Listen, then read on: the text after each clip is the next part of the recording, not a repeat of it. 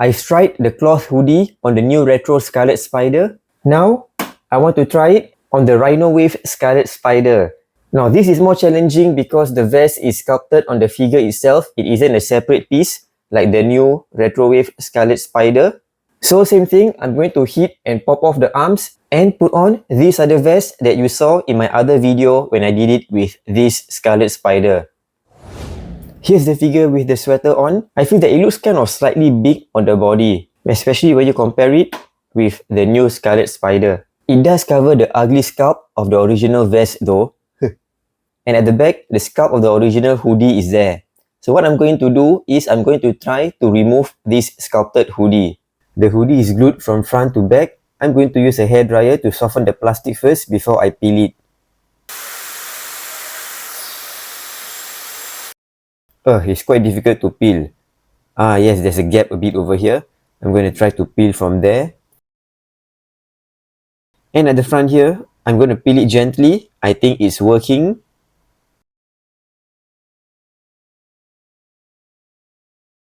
Let's continue at the back. I think I need a bit more hot air to soften the plastic. Using the hot air really does help. And almost done. Alright, there you go. Check that out.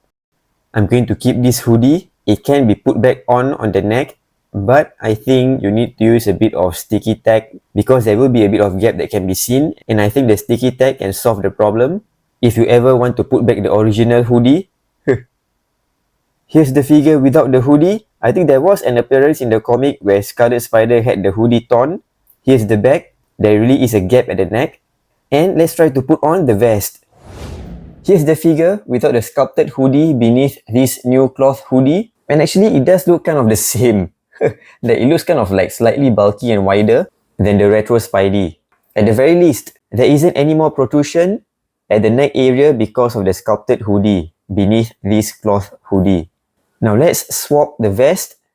And this is how I remove the vest. I just pop off one arm and then just take it off without having to remove the other arm as well. There. And I also drilled the hole a bit bigger so I can just pop it off and on without having to use heat. See? There. And it stays on quite firmly. Here's the Scarlet Spider figure in this torn vest. And again, the vest does look kind of slightly big on the figure. I guess it is because this figure is slightly slimmer than the Retro Wave Scarlet Spider. At the armpit area, you can't see the original vest beneath this cloth vest. But at the waist area, you can see it a bit here. There. On the other side, can't be seen. Overall, it does cover the ugly scalp of the original vest. So yeah, in case you're wondering how the Rhino Wave Scarlet Spider would look like with the cloth vest, here is how he would look like. Looks decent actually, but I definitely prefer the body mold of the new retro Scarlet Spider. Thanks for watching. Do check out my video on the vest swap on the Retro Wave Scarlet Spider if you haven't seen it, and check out my other reviews as well.